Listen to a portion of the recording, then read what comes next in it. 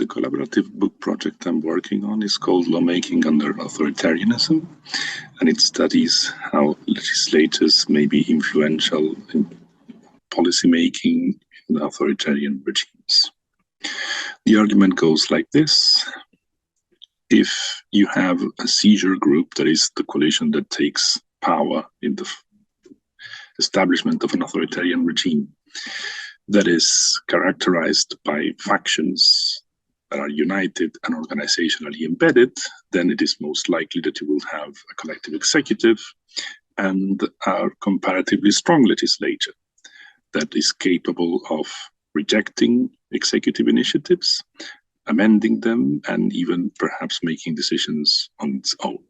Whereas if you have a seizure group that is characterized by organizationally not as embedded and not as united factions, then it is most likely that you will have a personal dictatorship in which the executive power is concentrated in the hands of one person, and a comparatively weak legislature that is either unable to make decisions on its own or most likely only amending a few executive initiatives here and there and rejecting barely, a few of them.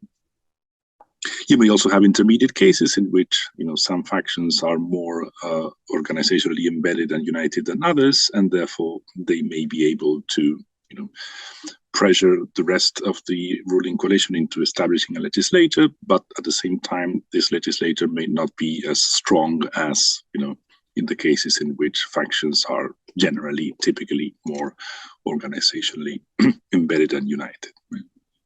So we study this argument in 3 countries. One is Argentina during the last dictatorship, in which we find a comparatively strong legislature.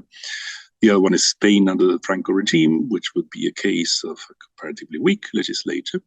And we study the Brazilian Congress in the military dictatorship as an intermediate case along this continuum. Thank you.